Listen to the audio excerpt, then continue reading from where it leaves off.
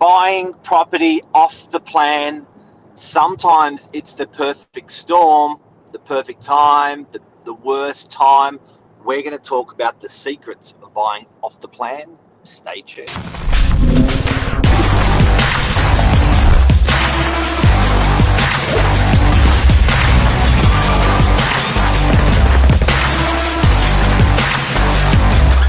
I'm the ringleader, so listen up.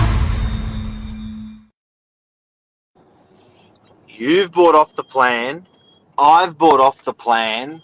We've bought off the plan. We sell off the plan, and Michael Siljic, Mark Novak are going to teach you quickly this morning about on some markers in the marketplace to look out for when it's good, what it means, and we're going to answer some obvious questions. Michael, what's your first thought when you hear off the plan? Well, first of all, my first thought actually is, where's it been? Where's it been the past few years? Because building since COVID has slowed down so much. Off the plan when, I guess, 2019, 2018, 2017 and years before was such a big thing. There was so many off the plan projects happening around the northern beaches, well, relative to other areas. And then all of a sudden during COVID, it just sort of quietened down. And only now is it starting to come back. But the first thing most people think with off the plan is, ooh, is that risky? And fuel's been put on that. Like you've got the Olympic, what happened in the Olympic Stadium, that building starting to fall down. You've got the crackdown from the building commissioner. You've got a lot of legislation that's come into place. You got the escalation of costs for builders during COVID and beyond COVID. It's been a lot of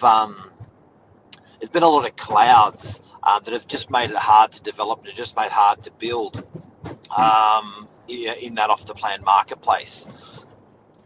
It has been. And this is the thing. So it's been harder for people to build, and that's why I think we've sort of noticed it disappear a little bit. Only now is it starting to come back. But it's also taken such a big shot in the media over the past few years, where the media just loves to bash anything to do with new properties. And the truth of it is, we need these new properties to A, help build up the supply, because otherwise property prices continue to become unaffordable for people. And B, we need to continue to develop with infrastructure and so forth as well. So to most people, it's a necessary evil that must take place. But there's opportunity there for the savvy investor, the savvy owner-occupier as well. To one statement, one question. I'll ask the question first. Yes. Who are, then I'll make the statement. Who are the people that you've witnessed that have actually made money from off the plan? What does that look like? Because then people can relate to themselves and go, actually, that's me. And then the statement, the amount of money that I've witnessed people make from off the plan has just been incredible. So what are the sort of the do's and don'ts of what you see? Now, if very quickly, I think I've been a bit of a typical real estate agent. What off the plan is, because I'm assuming everyone knows, what off the plan is when a buyer puts down a 10% deposit, and then a buyer gives that to a trust account of a real estate agent. They don't put it in the hands of the developer. That secures a property for them in the hope that when it settles, they've got a brand new property. That's exactly what they wanted, and also in the hope that they've made some money even by the time of settlement. Now, the bigger the building, the longer it takes to settle. So if it's a complex of sort of 100, 150, it could take 2 years to build. If it's a complex of 30, it could take 12 months to 18 months to build. But you don't have to pay interest along the way. So people think that you price lock your property, so you don't pay more if it's worth more when it settles, when it's time to move in. You pay what you agreed to 3 years before, and you don't have any interest rates. You don't have to pay any interest along the way for the $1 million purchase. You don't have to pay interest on that million, so you're getting the benefit of the $1 million going up, but you're not paying interest for the for it going up. Providing it goes up, it may go down. Back to you, Michael. Tell us about some profits you've seen. Well, this is the thing, and you hit the nail on the head there, Mark. You are buying tomorrow's property at today's price. That is where I think the biggest advantages for people that have made money with Off the Plan is you've bought a property that you're not going to have to take a mortgage out onto for 3 years. So you've locked in 3 years of market growth without having to pay any mortgages along the way. So most of the time I find that people have made money in Off the Plan is either A, if they're quite savvy in terms of they found a really good property in a really good spot, and because it's early on in the development, guys, just so you understand as well, early on in developments, most of the time developers need to make a certain amount of pre-sales to be able to fund a project. So the bank will give them money. That's a big one. So Yes. generally speaking, at the very beginning of a project, the developer will be a little bit more conservative on price because they want to make those sales. And so people that I've noticed have done quite well with Off the Plan are people that have gotten in early, had their pick of the bunch, chosen the best floor plan, bought at quite a conservative price, and then traditionally, so if you're banking on the market going up over 3 years, 1 year it's a little bit more volatile, 2 years a bit more volatile. The longer the time frame, funnily enough, the less volatility there is, and that's when you settle. You're hoping for it to be at a higher price. Now, look, the bottom line is with Off the Plan, it's higher risk, higher reward. And Mark will go through some case studies as well in a moment. We've noticed some clients that have made some very big money from Off the Plan. So how do people get the deposit ready for it? So the deposit, Like, the good thing is, surely what people you need aren't to do- sitting on 50,000 or 100,000. Surely they just don't have that in the bank. How do they conjure up that money?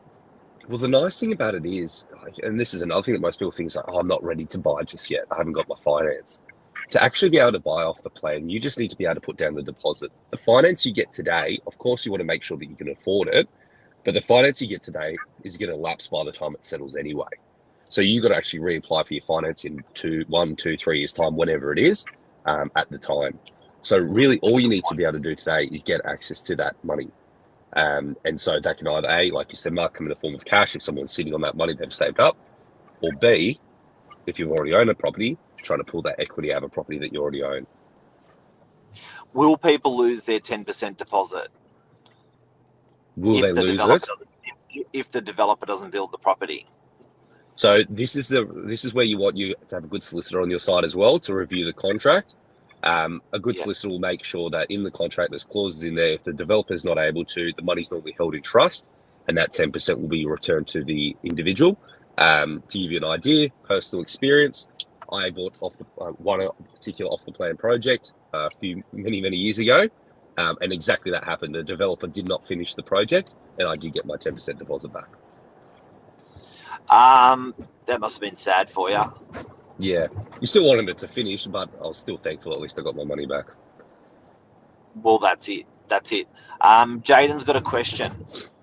I know you've been selling some land around Warriewood. Do you have any land subdivisions developers are selling pre-CC? That's where you'll make the money in Off the Plan. You know what, Warriewood, thanks for that, Jaden, because Warriewood, and if anyone's got any comments, feel free to ask any comments. There's not a bad comment, not a bad question. That was land, so people were just buying a block of land and they had to build a house.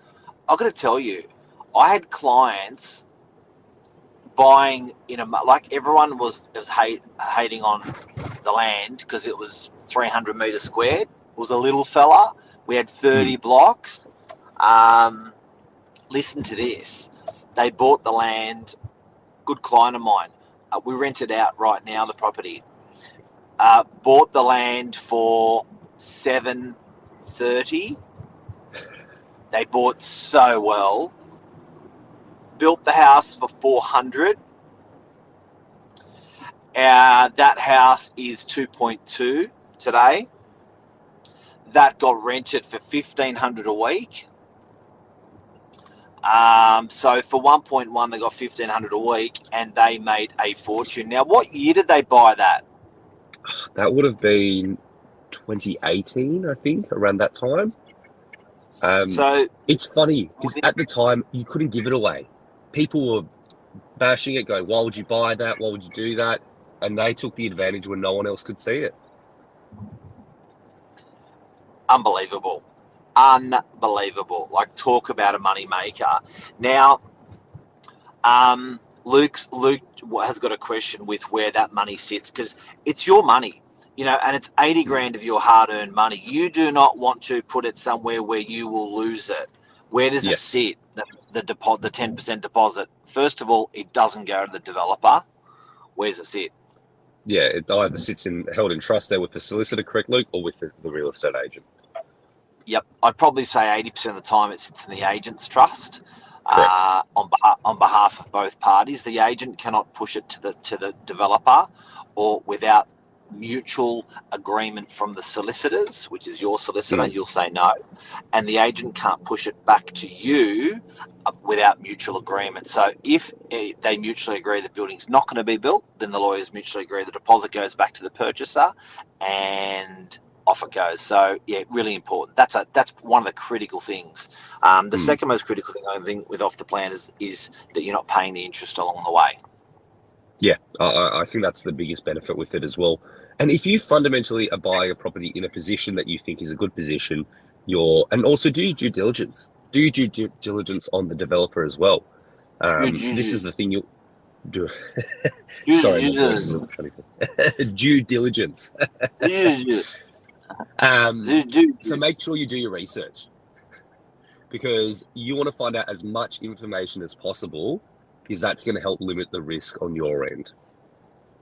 It's that. For me personally, it's got to be someone who's built in the area before, and that's performed and that's built well in the area before they've performed. I think that track record, part of the one that you bought in Warrierwood, we just didn't have. We just didn't have that track record on the guy building that. That was a unit block, separate to the other Warrierwood one that we're talking about. Jaden's on fire this morning. Wow. So this happened to me recently. Built off the plan in Lennox Head. Developer couldn't get CC for 2 years. We ended up getting the deposit back a couple of weeks ago. Land went from 795 to 1.2 million over the peak growth period, then back down to 750k in today's time. A bit of a roller coaster. Wow. Yeah. And something as well. I've always said to people in the marketplace, you've got to know. I really feel passionate about my area. I really feel passionate about knowing 10,000 things about my suburbs. The whispers, when you're buying local and you got access to the guy in the milk bar, the guy in the coffee shop, your cousin, your auntie, your brother, your sister, your friends, your school buddies, all of those people, they are good IP. They're good information to give you on what you're buying. So I'm not sure, Jaden, if you live in Lennox Head or Northern Beaches, but I always firmly believe in buying under your nose, whether it's second-hand property or brand new property, and I'm probably even more passionate about it when it's a new property. And a couple more questions before we go. What lessons do you have, Michael, on off the plan? So the biggest lesson I learned with my personal experience was, like Mark said, you want to make sure you do your due diligence with the developer. But also, fortunately, in my situation there, I had a good solicitor. So he had me in a way that was protected with it. So when it did go belly up, I did get my money back in a timely fashion as well. If you don't have such a good solicitor, sometimes that might not be the case. So definitely you want to have good people in your corner.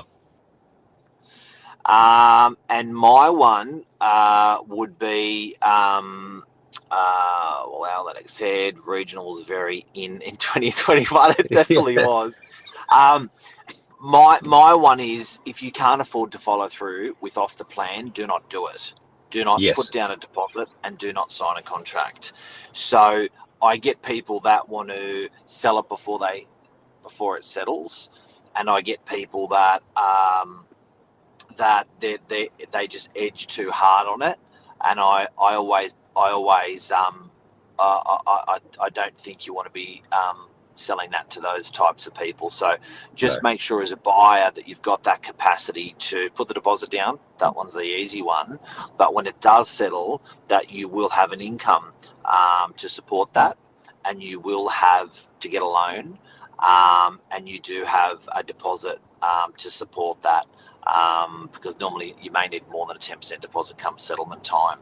So, and if the value goes up 10, 20, 30%, or 30%, like most of the ones that we've seen, if it doesn't go up, just make sure that you've got that ability to have enough deposit to settle on it. So that's probably, in summary, what I would say. But what I do with my own money, I have, and I'm doing it at the moment. I'm buying off the plan at the moment, and so it's one of my kids, and I think that it's an extremely good idea. I don't like buying off the plan in a raging market. I find the discounts are better and the opportunity is greater when it's a little bit tight, the market. And I'm particularly at the moment, I'm seeing this type of market as an opportune market to do that. Yeah, and when everyone zigs, I zag. Yeah, I agree. I just think exactly like what you said there, Mark. Of course, you're hoping for that short-term growth with it, but like anyone buying even a standard second-hand property, you should not be banking on short-term growth. If it happens, great, it's lovely, but property is a medium to long-term transaction, and you should always be buying it as such. If you do that, you'll insulate yourself against the risks. If you're buying purely to have it short-term and you have to sell, it's too risky. Boom. Have a great day, guys. That is demystifying off the plan, discovering hidden profit opportunities. See ya. Thank you, Mark. See ya. See you, mate.